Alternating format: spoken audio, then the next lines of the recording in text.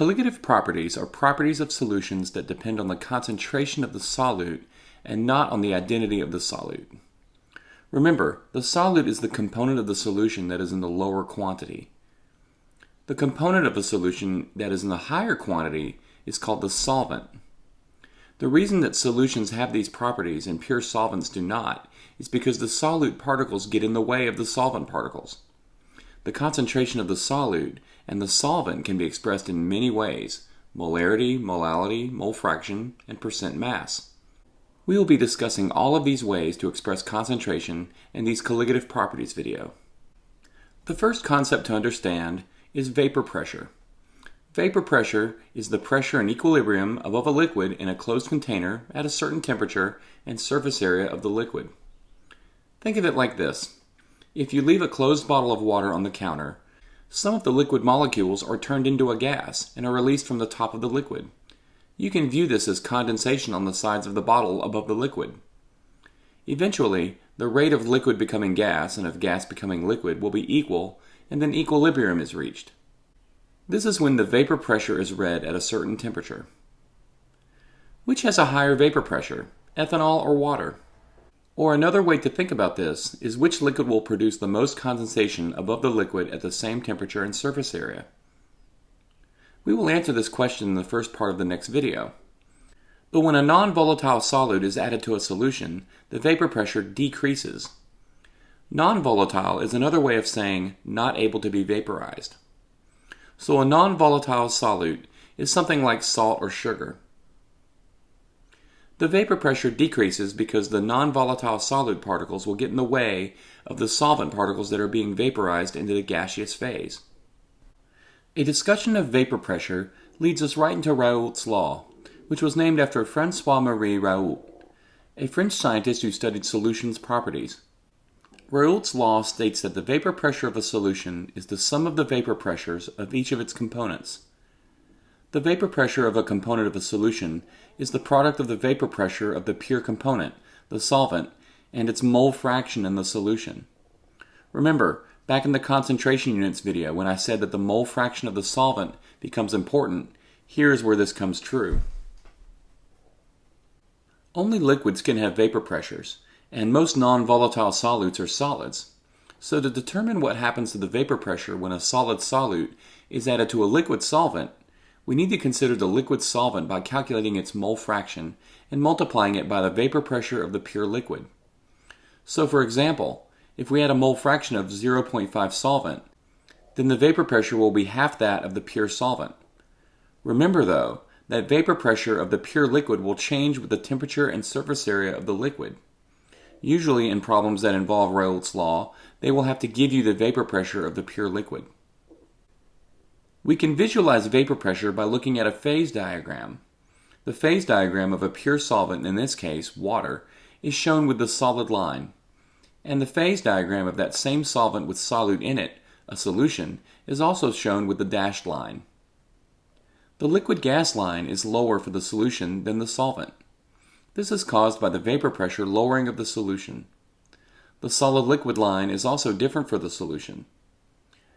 Now we will introduce our next two colligative properties, boiling point elevation and freezing point depression. Looking at this same phase diagram, if you compare the boiling point of the solvent and the solution, you see that the boiling point is higher for the solution, and the freezing point is lower for the solution than the solvent.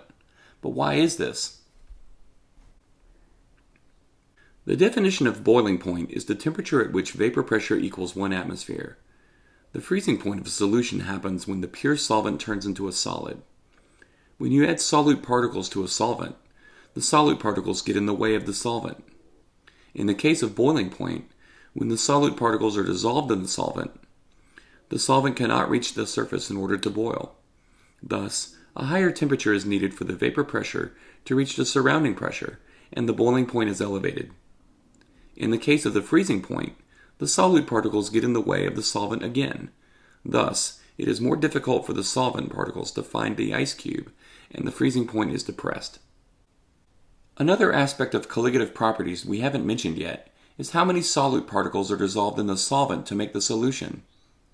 In the case of anionic solids such as NaCl, There are two solid particles, one Na plus ion and one Cl minus ion. Both of these solute particles need to be taken into account, and they are with the inclusion of the Van't Hoff factor. The Van't Hoff factor for NaCl is 2.0, like expected at low dilutions of less than 0.01 molal. But when the concentrations of these ions is higher, some of these ions may stick together, lowering the Van't Hoff factor.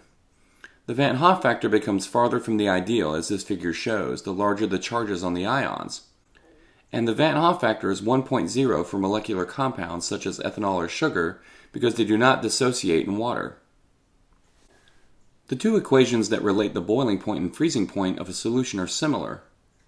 The equation is the change in temperature equals the Van't Hoff factor times the molality of the solution times the constant for the solvent.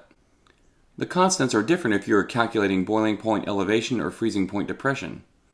The boiling point elevation constant for water is 0.52 degrees Celsius per molal, and the freezing point depression constant for water is 1.86 degrees Celsius per molal.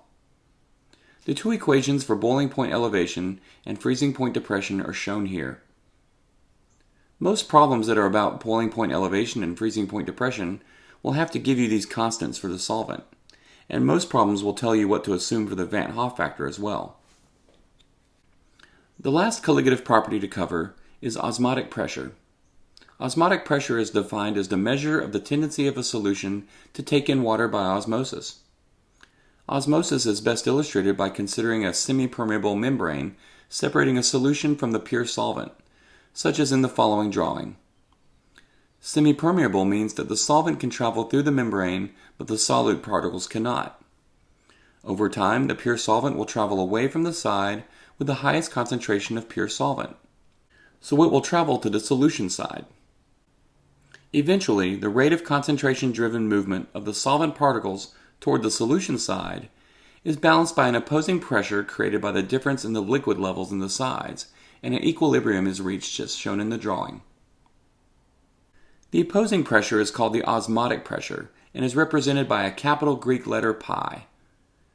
The equation for osmotic pressure equals the Van't Hoff factor for the solute times the molarity of the solution times the gas constant times the temperature at which the experiment is being run at. The Van't Hoff factor is included because osmotic pressure depends on the concentration of the solute. The gas constant and temperature are included because this equation is related to the ideal gas law equation. The gas constant has a value of 0.08206 liters times atmospheres per mole times Kelvin, so osmotic pressure is measured in atmospheres. Please watch the next video for example problems relating to colligative properties.